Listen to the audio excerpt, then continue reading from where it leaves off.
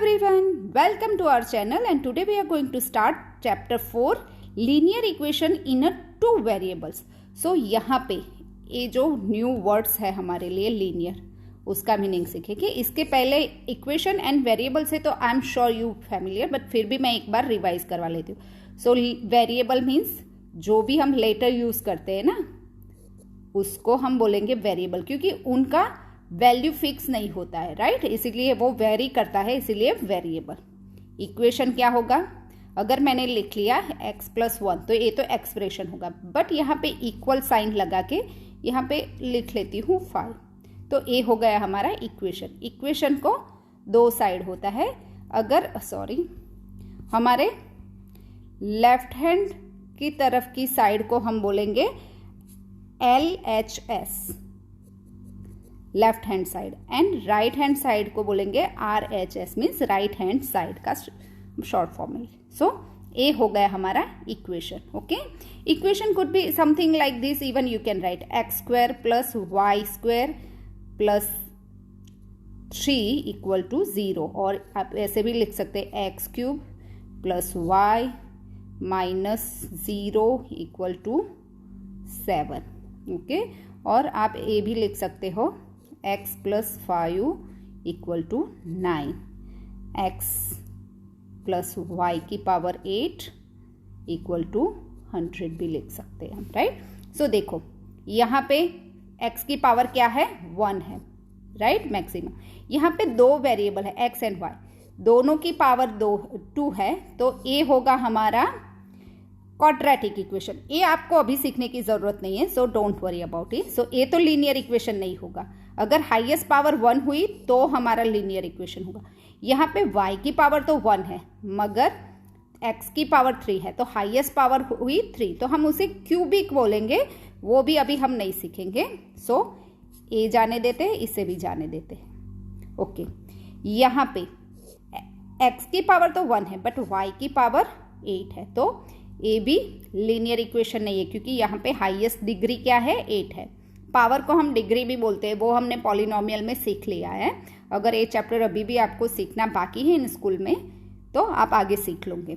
So in short हमें देखना है कि हमारा जो भी वेरिएबल है उसकी पावर 1 से ज़्यादा ना हो. सो ये होगा हमारा लीनियर इक्वेशन. ओके, इतना क्लियर हो गया. ओके, अभी आगे मूव करते हैं. Linear equation in one variable, जो हमने लास्ट क्लास में सीख रखा है, राइट, क्लास 8 में सीखा था. सो अगर मैं लिखूं x + 5 = 11, सो ये हो गया लीनियर इक्वेशन. अगर इसका सॉल्यूशन निकालना है तो हम क्या करते हैं, ये 5 को ऑपोजिट साइड मूव कर लेते हैं, राइट. सो 11 टेक अवे 5. अब ये आपको होगा q माइनस हुआ 5. ऑफकोर्स मुझे पता है आपने लास्ट ईयर हमने सीखा था ये, पर फिर भी मैं थोड़ा आपको रिवाइज करा लेती हूँ रूल्स यहाँ पे. सो यहाँ पे रूल्स क्या है, हमें कुछ रूल्स दिमाग में बिठा लेने चाहिए. The solution of linear equation is not effect when, कब हमारा लीनियर इक्वेशन इफेक्ट नहीं होगा, जब the same number is added to और subtracted from both the side of the equation. अगर दोनों साइड से हमने सेम नंबर को ऐड किया या सब्ट्रैक्ट किया, दोनों तरफ सेम थिंग ही किया, नंबर भी सेम लेना है, और लेफ्ट साइड आपने ऐड किया तो राइट साइड भी ऐड ही करना है. अगर सब्ट्रैक्शन कर रहे हैं तो दोनों साइड सब्ट्रैक्ट करो, तो वैल्यू चेंज नहीं होगा. तो यहाँ पे क्या किया मैंने, माइनस किया. आपको शायद होगा कि मैंने तो एक ही साइड किया, एक्चुअली मैंने क्यों माइनस किया, मुझे ना x की वैल्यू निकालनी थी. सो ये हमारा +5 है, इसका 0 बनाना था. तो कैसे बनाएंगे, x का 0 बनाने के लिए, 5 का 0 बनाने के लिए टेक अवे 5 करना पड़ेगा, पर दोनों तरफ से. सो तो ये तो ऑटोमेटिक 0 हो गया. तो इतनी लंबी प्रोसेस याद रखने की बजाय क्या रखेंगे हम, कि हम ये 5 को ऑपोजिट साइड मूव करते हैं. और सिंपल रूल्स याद रखो, change the side, change the sign. Okay, ये सिंपल रूल्स है. सो 5 प्लस था, मैंने चेंज की साइड तो माइनस कर लेंगे हम. सो x = 6 मिल गया. ओके, और सेकंड रूल्स क्या है, यू मल्टीप्लाई और divide both the side of the equation by the same non zero number. So अगर हमने बोथ साइड मल्टीप्लाई किया सेम नंबर से और सबट्रैक्ट किया both side by the same number, तो वैल्यू इफेक्ट नहीं होगी इक्वेशन की। मगर वो एक कंडीशन है मल्टीप्लिकेशन डिवीजन में कि वो नंबर नॉन जीरो होना चाहिए, मतलब कि जीरो नहीं चलेगा यहाँ पे। ओके, हो गया यहाँ पे। सो फिर चलो मूव करते हैं आगे। Okay, a linear equation in a two variables. So linear equation in a two variable कैसे बनता है, पहले तो मैं एक एग्जांपल छोटा सा दे दूं। अगर हमने दो बैग्स खरीदी, ओके, दोनों की bags x and y bags हमने खरीदी, पर पता नहीं उसका बिल हमें आया 750 रुपीज, बट हमें पता नहीं है कि एग्जैक्टली एक्स बैग की वैल्यू क्या है एंड वाई बैग की वैल्यू क्या है। तो हम उसको क्या करेंगे, इक्वेशन बना देंगे x plus y equal to 750। So x and y दोनों बैग्स की मिला के 750 वैल्यू है, बट एग्जैक्टली किसकी कौन सी वैल्यू है वो हमें पता नहीं है। ओके, ऐसे इक्वेशन हम काफी बना सकते हैं, जैसे कि √3a, ओके मुझे a नहीं लेना यहाँ पे, n plus pi m equal to 11, और मैं लिख सकती हूँ 2.1 x plus 1/5 y equal to 6। Okay, so ए हमारे हो गए दो वेरिएबल, राइट। यहाँ पे n एंड m वेरिएबल है, यहाँ पे x एंड y वेरिएबल, यहाँ पे भी x एंड y वेरिएबल। तो ए हमारे हो गए equation in a two variable. Okay, actually हमें जब linear equation in a two variable लिखेंगे तो उसका स्टैंडर्ड फॉर्म है, वो क्या है, वो लिखेंगे ax plus by plus c equal to 0। यहाँ पे a, b एंड c क्या है, कांस्टेंट नंबर है, ओके, रियल नंबर्स है। x एंड y ही वेरिएबल है। ओके, यहाँ x एंड y की जगह और कुछ भी वेरिएबल ले सकते हैं, पर x एंड y नॉर्मली लोगों को ज्यादा पसंद आता है, पता नहीं क्यों, तो मैं भी वही यूज कर रही हूँ यहाँ पे। सो a हमारा हो गया स्टैंडर्ड फॉर्म। अगर इस फॉर्म में मुझे a तीनों इक्वेशन अरेंज करने हैं तो क्या लिखूंगी मैं उसका, x प्लस वाई एंड 750 मैं मूव कर लूंगी राइट साइड से लेफ्ट साइड, सो प्लस था माइनस हो जाएगा इक्वल टू 0।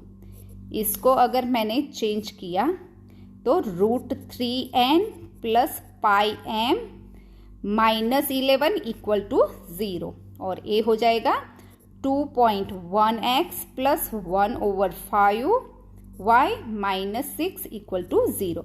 ओके, यहाँ पे मैं 6 माइनस रखती हूँ, यहाँ पे आके प्लस हो जाएगा। ओके, यहाँ पे a, b एंड c क्या है, ये तीनों इक्वेशन का अगर मुझे बताना है तो कैसे दिखाऊंगी, x के साथ कुछ नहीं है तो 1, अगर कोई भी वेरिएबल के साथ कोई नंबर नहीं है तो हम लेंगे 1, 0 नहीं लेंगे। ओके, सो इसका क्या होगा, a हो जाएगा 1, b हो जाएगा b equal to also 1 and c equal to क्या होगा हमारा, b equal to 1 and c equal to minus 750। Okay, okay, एक इनफ स्पेस नहीं है, सो मैं उनको नंबर दे देती हूँ 1, 2 एंड 3, और नीचे लिखती हूँ एक क्वेश्चन 1 का a क्या होगा, 1 होगा, b हो जाएगा 1 एंड c होगा माइनस 750। ए स्टैंडर्ड फॉर्म में लिखने के बाद एवरी नंबर के आगे क्या साइन है वो ही लेंगे हम। ओके, ओके, अब हम लिख रहे हैं क्वेश्चन बी, सेकंड क्वेश्चन। सो ए तो हमारा हो जाएगा √3, बी हो जाएगा हमारा, देखो यहाँ मैंने x एंड y की जगह वेरिएबल में m and n and m लिया है, b हमारा m के साथ क्या है, पाई, तो वो ले लेंगे, और c हो जाएगा माइनस 11। ओके, इसका मैं यहाँ पे एग्जैक्टली इसके नीचे ही लिख लेती हूँ। सो a हो जाएगा हमारा 2.1, b हमारा हो जाएगा 1/5 एंड c हो जाएगा पॉजिटिव 6। सो ऐसे हम डिसाइड करेंगे a, b and c।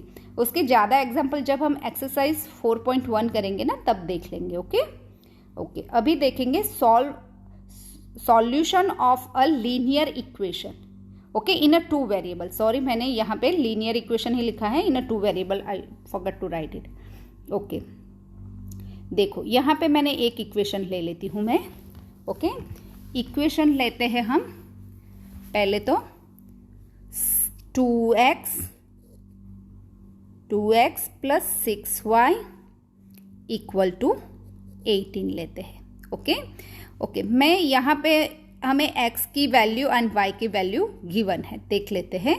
x हमारा 3 है, y हमारा 2 है, तो हमें प्लेस करके देख लेते हैं। 2 टाइम्स 3 प्लस 6 टाइम्स 2 इक्वल टू 18। सो अभी हम देखेंगे 2 टाइम्स 3 क्या होगा, 6 plus 6 times 2 12 equal to 18। 6 plus 12 18 equal to 18। So yes, 3 and 2 value, हमें ये 2 वैल्यू यहाँ पे मिली। सो अगर हमारा x 3 हुआ तो y 2 होगा।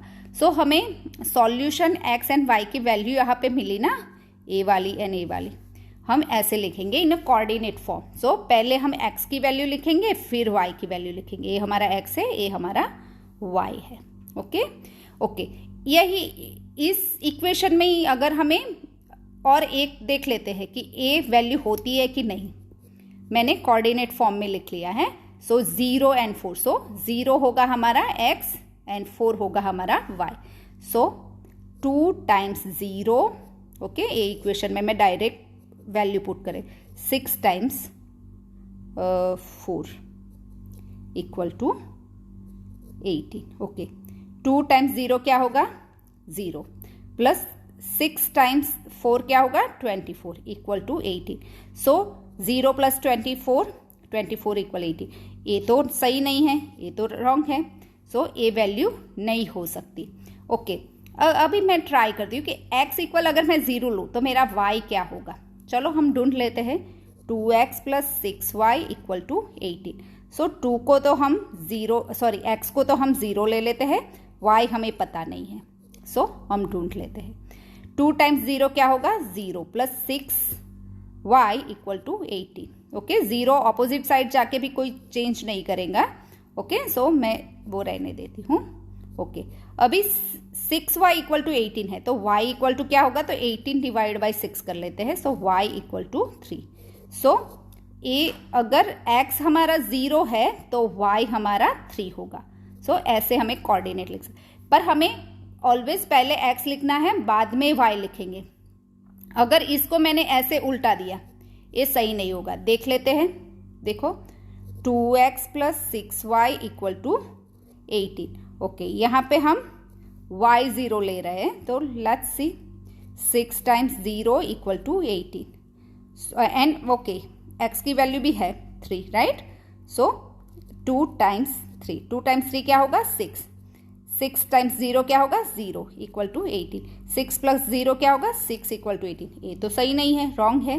सो अगर एक वैल्यू x की है, दूसरी कुछ और होगी, ये नहीं होगी।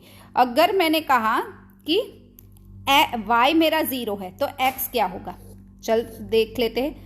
वो वैल्यू जरूर मिलेगी। 2x plus 6 times 0 equal to 18। So 2x plus 6 times 0 0 होगा और यहाँ पे 18 आएगा। So 2x equal to 18। So x equal to 18 divide by 2, so x equal to 9। So अगर हमारा y 0 हुआ तो x 9 होगा। सो हम लिखेंगे 9 एंड 0। ऐसे ही हमें आगे भी वैल्यू ढूंढेंगे, पर वो सारी एक्सरसाइज हम एक्सरसाइज 4.2 में देखेंगे ऐसे क्वेश्चन। सो आई होप अब तक आपने जो मैंने एक्सप्लेन किया वो समझ में आ गया होगा। तो ये था पूरा इंट्रोडक्शन ऑफ दिस चैप्टर। अभी हम करेंगे exercise 4.1 and 4.2 in a next class. Thank you for watching and please subscribe my channel.